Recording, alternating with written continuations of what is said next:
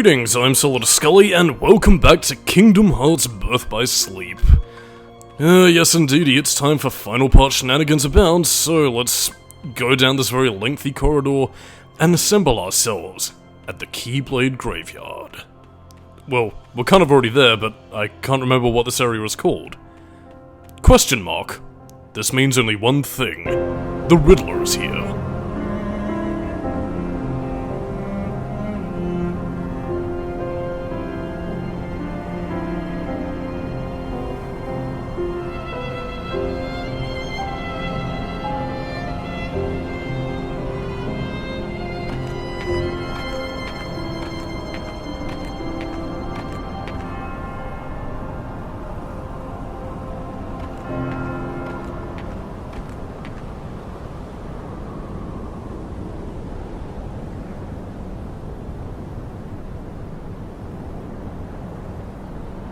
I was told the master was struck down.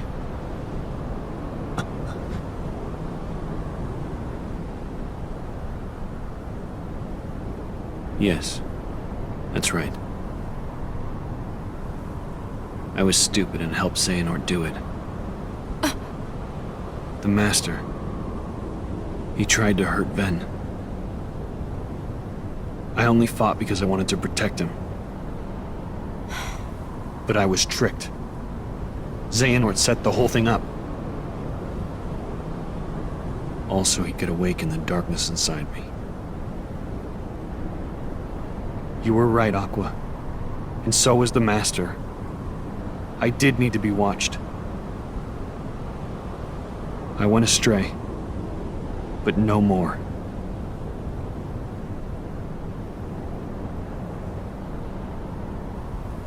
What else is darkness but hate and rage? Xehanort is feeding the dark fires within you, making you fight. You'll go astray again. Tell me, how does that honor our master's memory, Terra? And now that we're pretty much getting to the point where Ventus returns, I'm gonna start talking, because I think I might have talked over the Aqua Terra discussion before.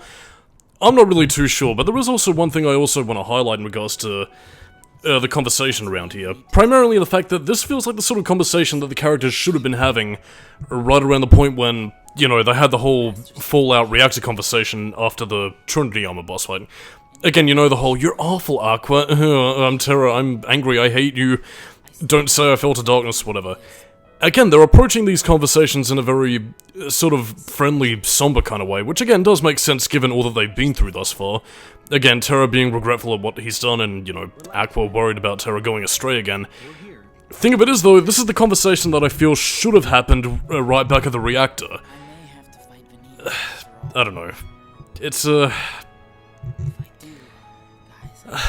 It's difficult for me to summarize at this point because, I mean, I was gonna talk about an example from Dream Drop Distance, but it's all in regards to Xehanort, where in the sense that everything only really happens in this story specifically because Nomura really wanted him to be the main overarching villain for the rest of the series, and you are going to be seeing how exactly Xehanort ties into the rest of the series, you know, as we get to the ending of this game, but it feels not only like an attempt to jam a square peg into a round hole, but also a very roundabout way where Xehanort simply has to win, and there's a huge set of contrivances to ensure that he does win, which pretty much points him to near omnipotence and requiring, you know, damn near future prophecies and time travel in order to pull it off. Which is where the future games get divisive, and speak of the devil, because here he is. And, again, I suppose to further go into this, there is part of a reason why Xehanort does have this sort of plans within plans within plans mindset, because, again, without giving the game away for stuff like, you know, Union Cross and especially Dark Road, Xehanort's life was constantly raised to be one who was constantly being pushed and pulled by a bunch of different people, playing a much grander game even beyond his role, which in this case is pretty much the main antagonist for the first arc. The second arc, you know, which is, the Lost Master story arc for Kingdom Hearts 4 and beyond. This is where things begin to get a little bit more grandiose, which does kind of make me wonder where the series' future is going to go from here, because, again, as it continues to embiggen? Whatever. It's a perfectly cromulent word, but the point is that as they go further in the series and they try and make the scope grander and grander, does that mean that, again, the audience is going to stick with it, or are they just going to get burned out by the scales being simply so large that people just become apathetic to it? Again, the personal stuff is what gives a series its soul, but at the same time, if you make things too big, then, you know, it makes everything else seem insignificant by comparison. I don't know, just food for thought for the time being in the meantime as we talk over cutscene again of, well, basically the CGI cutscene of Kingdom Hearts 2 that we worked hard to unlock. Except I didn't, I just stole it from YouTube, but whatever. I figured I might as well talk over this again because I have to, otherwise it's boring. Actually no, did I stay silent for this beforehand? I think I might have talked over it. I can't fucking remember at this stage, God knows what I'm gonna be like by the time we get to Terra story. I'll probably be like Terra right there. Falling on the ground, battle damaged, and grabbed by the back of the head, just like Xenahart did to Ventilate. Ooh, crikey.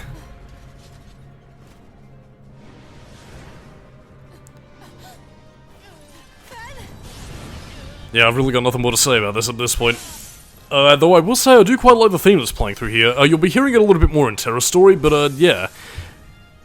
I think it's called Black Powder, I think?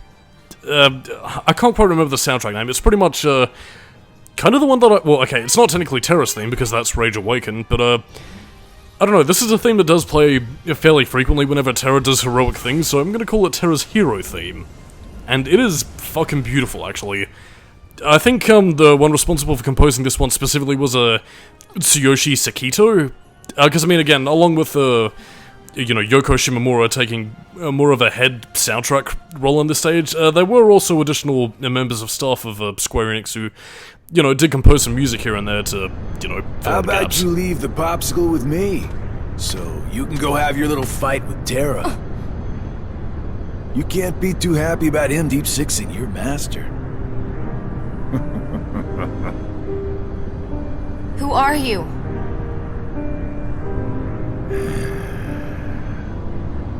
You think you two have got some grand role to play. As if. You're only here so that when I finish you off, Terra will succumb to the darkness. So, who wants to go first? Shut up! Oh, so this kiddo thinks he's a full-fledged Keyblade wielder. He's got the angry look down. Go ahead if you want to waste your time. Keep trying to drive us apart with your mind games. It'll never work.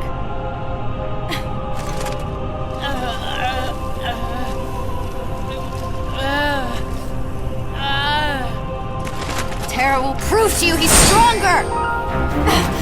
Aqua! Yeah, I figured I might as well let that play for a little bit, just to, you know, give Braig some screen time. And yes, we know his name, even though we don't know exactly who he is. By the way, notice the way in which his guns look.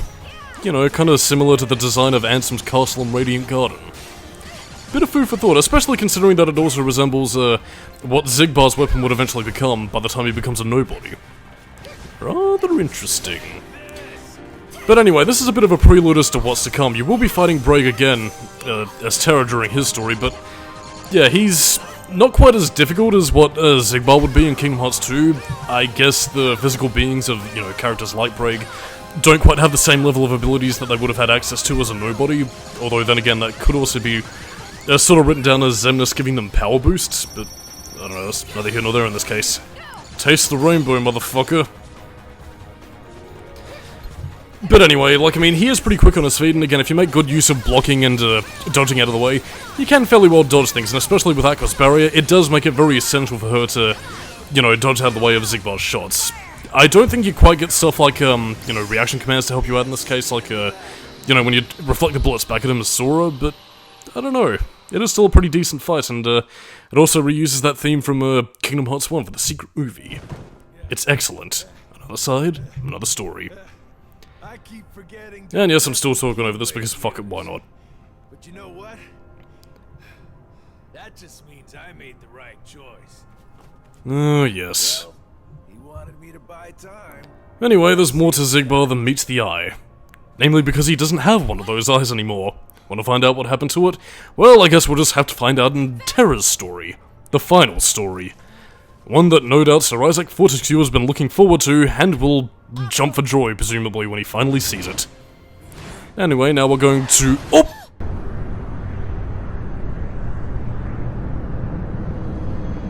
I'm asking you, as a friend, just put an end to me. Gosh, I'm glad you're okay.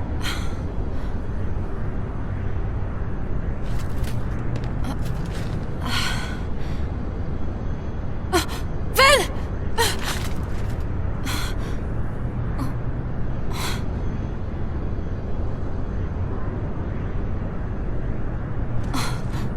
Oh, thank goodness. Ven!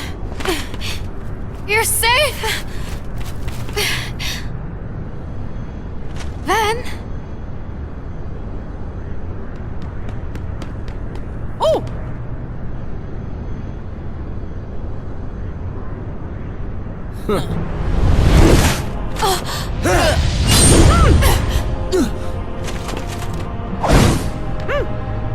That's not Ben!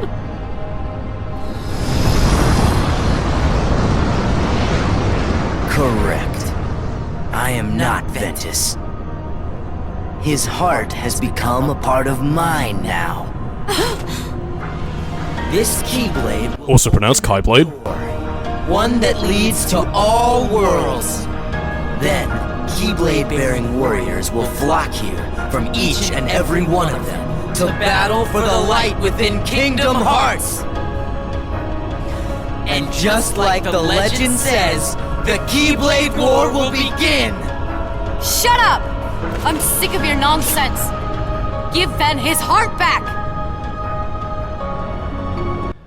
And so we come to the final battle of Aqua's story. Ventus and Vanitas, finally merged as one. Currently having their battle inside, well, Ventus's heart, so yeah, he is technically still in there, but there is a little bit more at stake here. We have to fight a partially forged Keyblade, but at least we have Mickey to help us out. In terms of exactly how fighting the... what would I call this character? Vanitas? Yeah, whatever. He's pretty much got the same moves as Vanitas, so whatever. Basically, what I recommend using is primarily pussy penetration if you have it, because, again, multiple attacks, you have invincibility frames as you use your finisher, and, yeah, nothing really to worry about. I mean, in terms of Vanitas fights, I mean, this is obviously a battle that does have him using the Keyblade, so, again, the Vanitas you fought using the Keyblade and Ventus' heart is similar to the Ventus-Vanitas fight you're fighting here, so, yeah, moves with a lot of invincibility frames, stuff that gives you, you know, some decent traversal options. That's pretty much what I recommend, as well as Spell Weaver. I believe you can get me through the night. But yeah, as for anything else, Time Splicer will do pretty decently here, and apart from that, if you're wanting to dodge out of the way of Vanitas' attacks, pretty much just focus on rolling, even stuff like Farraga Burst, really. Again, I mean, if you're prepared to take on the final bosses, again, making sure you're at level 40, have some powerful attacks at your disposal, then I do recommend that that's what you use. AoE stuff like that probably won't be of much use if you're using Transcendence, but then again, you never know. Could be fun. And sadly, I won't get to show off Ghost Drive as well as I want to, but don't worry, you will be seeing Ghost Drive a little bit later on. Just, keep it a secret. Shh. Nice music, by the way.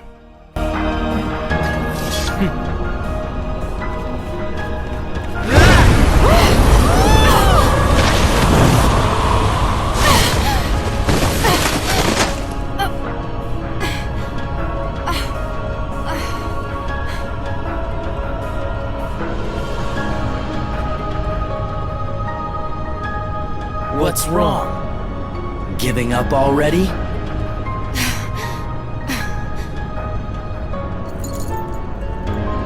Terra.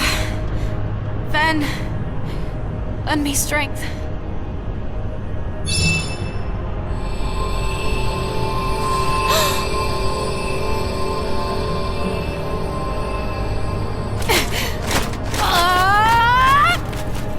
You're just wasting your energy.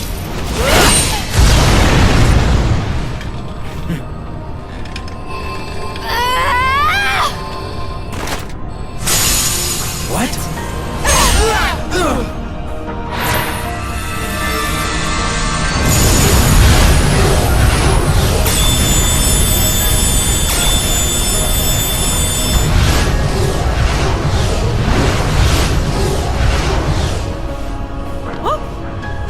Oh no! It's gone all haywire!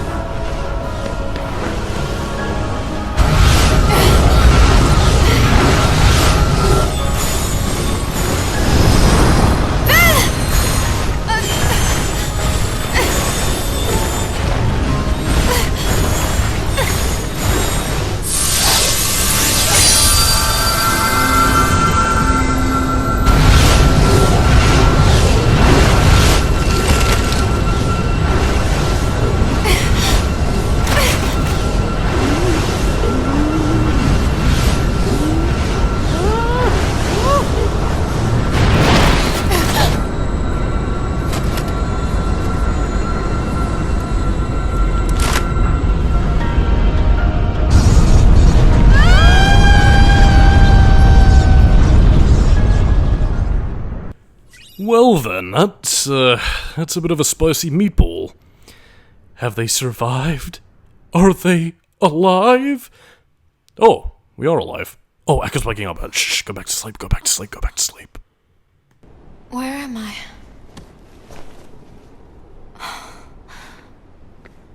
Aqua, you lost consciousness. Fortunately, Mickey found you and Ventus drifting in the lanes between, and brought you back to me to receive proper care. I am sorry, but there was no sign of terror. I see.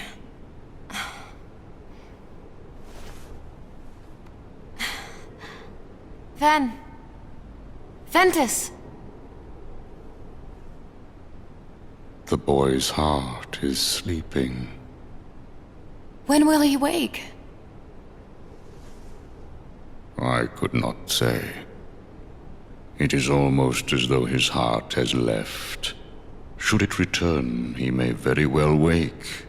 Should it not, then he may sleep like this for all eternity. No. I'll keep him safe. Until he wakes. Forever if I have to. I will tell you what your friend needs right now. It is not your protection. He needs you to believe. You see, Ventus's heart hangs in the balance. It sleeps in the place between light and darkness. From all I can perceive, that means he will be looking for a friend, one who believes in him, to show him the way home. Just as long as you love him, then Ventus will be able to find you when he wakes. He can follow that love back to where he belongs. The realm of light. Don't you worry, Aqua. I believe in Ben too. Gosh, he's been as good a friend to me as anybody.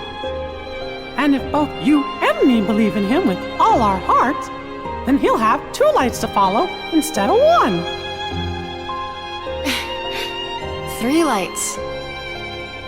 Terra. But Terra's gone. Maybe for good.